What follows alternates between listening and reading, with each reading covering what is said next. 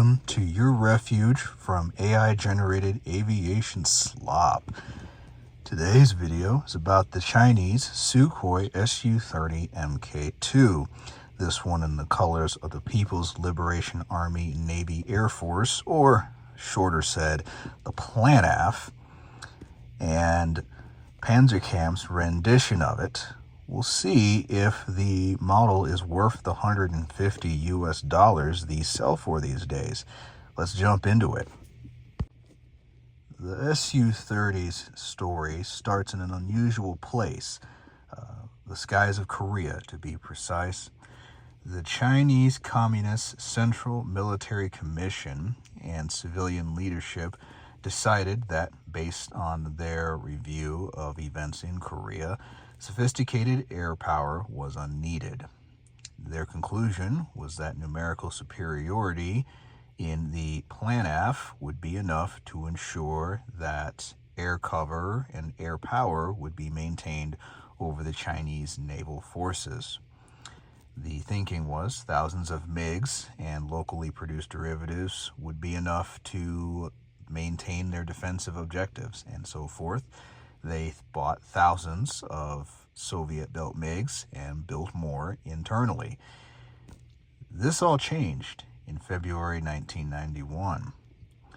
While coalition forces were packing their kit for home, Chinese minds recognized a crisis in the outcome of the Gulf War.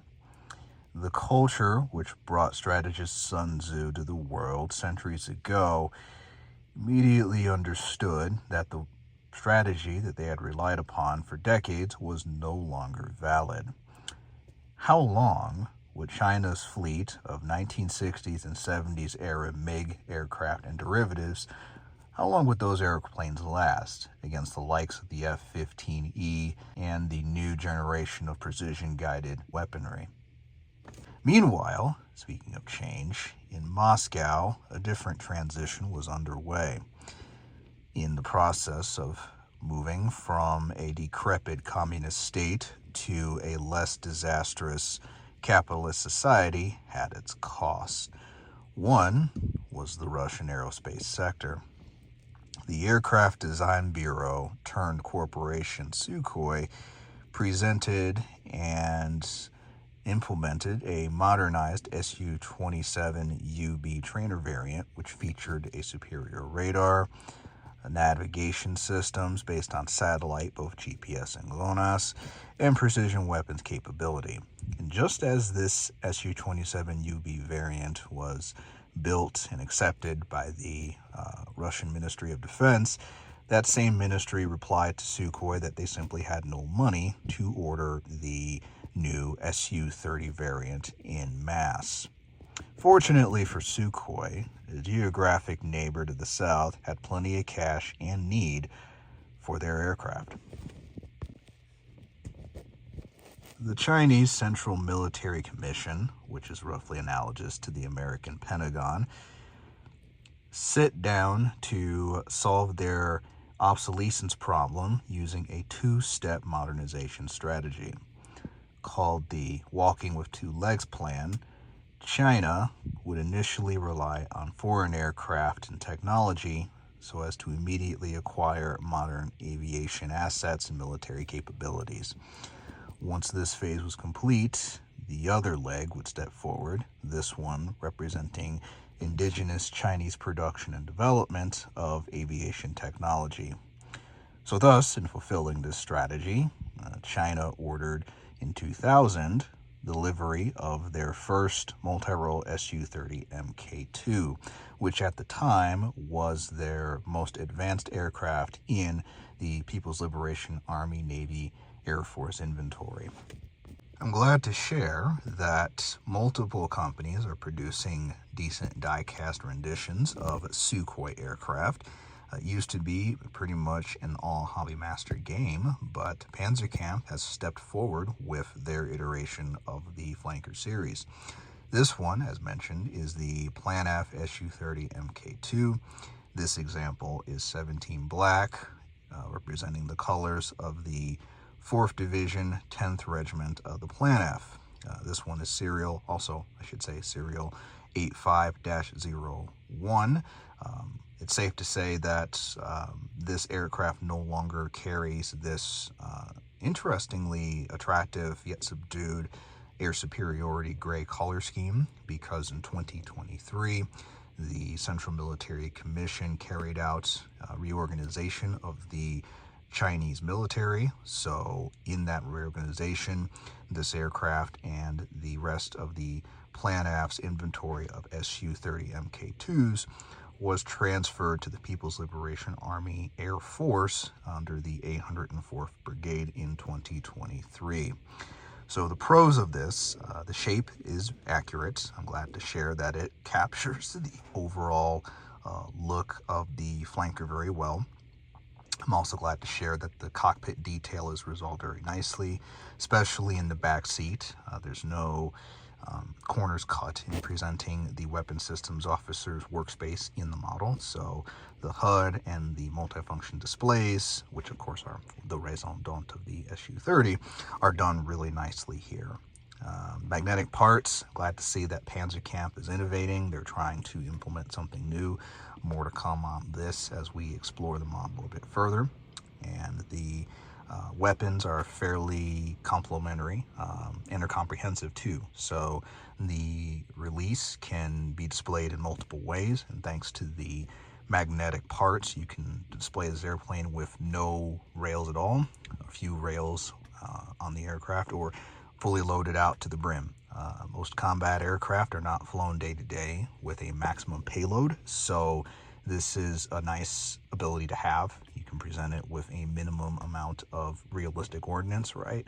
It happens to be a little bit of a pet peeve of mine when you order a model from someplace and you are forced to present it with everything strung down from the pylons. You know, realistically, you will never see an airplane serve in combat that way.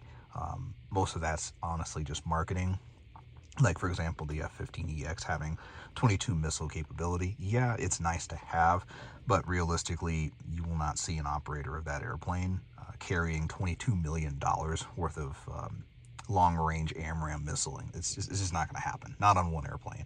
If they need to sling that many missiles, they'll just sortie more airplanes. So, in the real world, most combat airplanes may have one or two rails that are occupied or even equipped, and usually another pair of fuel tanks if they're going somewhere far. So with the magnetic payloads as well as the options here for different rails, you can present the Su-30 in a more realistic configuration than all or nothing, as some vendors may have you do. Also, the paint scheme is fairly accurate. The colors aren't washed out or too loud or somehow strange. That's a bit of a tough thing these days because paint vendors seem to be using a different type of electromagnetic spectrum than the type I grew up with and understand. I can't even shop for a certain gray without wondering if I'm going to get blue when I pour the paint on the work tray. So with some companies having issues with their paints and the quality of their paint schemes, Panzerkampf is very consistent with this, so it's good to see that here. And the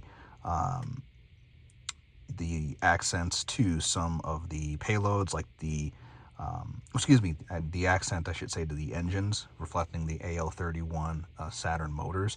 Panzerkampf is the only one to do this, and I'm really glad to see it because I've been adding it to my Hobby Master models, and it's kind of a pain to do that. So the AL-31 motors are not all gray. They have a little bit of a bluish tint to the titanium, so Hobby Master doesn't at this point have that in their models, but Panzerkampf does, and I would like to see this become a thing for all Sukhoi 1/72 scale vendors because it looks pretty darn nice. So with that, we'll pivot, of course, to some of the not so nice parts. The first is we're going to talk about the magnetic bits. While the magnets are a welcome sight from an innovation perspective, in this release, I'm unfortunately compelled to tell you that the rails were broken out of the bag, and 3 of the rails had the magnetic parts come off of the rail, so they were attached to all kinds of random things in there. I had to take them all off, figure out which side was supposed to be exposed and which one wasn't, and glue it back together. All told, it was not a fun process, and honestly, the magnetic magnetic parts kind of come with that downside, right? You can innovate and have those in there, but your quality control has to be on top of the game, because if you have even one magnetic part that breaks, it's going to be a real pain as an end user to sort that out. So furthermore, when you look at the entirety of the model, the build quality is just not really reflective of the $150 price. We have, as mentioned, broken magnetic parts. The starboard side pitot tube actually came off of the model. You can see that in the close-up here. And overall, the problem with handling it is because the magnetic attachments are so sensitive, they're solid enough to keep the things attached to what you want them to be attached to, but they're not solid enough to maintain their position once you leave them in a certain configuration. So if you touch the model, move the model, or you put it on a display stand and the desk that you have it on moves, or somebody thumps it, or your kid bumps into it or something, you might find your AL31 or your ECM pods and the wings at a different angle than what you want them to be. And that's not going to be a very good user experience. Again, I don't disagree with using magnets as long as they're executed right. If they're executed poorly, it's going to be a hot mess. Now, I wouldn't say this is quite to the level of hot mess territory, but if you get these, just do be aware that the magnetic parts are going to be a bit of a problem. Kind of like how press fit parts on caliber wings F-14s, like get out the white glue and the blue tack, because it's going to be hoot, right? So those points noted, I think I'm glad to have this, for one thing. All my models that I review, I buy with my own money. I don't have sponsorships. I don't take sponsorships. It's just better for credibility for me to use my own money to buy these things, but also in a world and an internet that's gone crazy with people basically, selling their channels credibility for money and access and things. It's nice to just get a straight up opinion on something. And being independent like this, I can say, hey, I paid my own money, here's what it is. It's a little bit different than when you have folks who are going on press junkets and reviewing things from the same company that paid for their airfare and their chalet, right? So that's not happening here, which is why I can tell you that if you can score a deal with this, if you have like a coupon where you want to wait until your ideal retailer has a discount program, or holiday sales, Black Friday, Cyber Monday, something like that, I would say wait until that happens and then order it. $150 out of pocket for this is a bit much. I think 100 bucks USD right now, that's probably the sweet spot for this, but 150 to me is a bit much. And for full price to full price, the Hobby Masters flanker is probably better. The attachments will actually stay on the model. You don't have to worry about magnetic things not working, and more importantly, you can be confident that when you order the model, you're going to get what you're going to get, versus Panzerkampf, where it seems like the QC can vary from model to model. So that's okay to a certain price point, but once you get above a certain USD value, you start wanting to see some of that stuff tightened up. So I've said that about caliber wings, and I'm saying it here. So thank you all for tuning in. If you all like this video or the other videos that I have produced, consider subscribing. You'll be aware of when I release something new, and it's absolutely free. And finally, if those points don't convince you, you can tell the YouTube algorithm by subscribing that I'm producing good content and to promote my stuff, versus the distressingly large amount of AI slop that is washing aboard my, at least it's happening to me. Maybe it's others aren't experiencing this, but it's certainly happening to me in my feed. And that's just not, it's not a good sign when you see something that looks like an F-18 and an F-15 merger of some sort pop up on your feed, and it's attached to a documentary about some kind of aircraft, and it's 60% AI generated nonsense. So yeah, anything you can do to help the algorithm pick small channels like mine, and if you subscribe, that'll certainly make that happen. And with that, we will catch you in the next model review.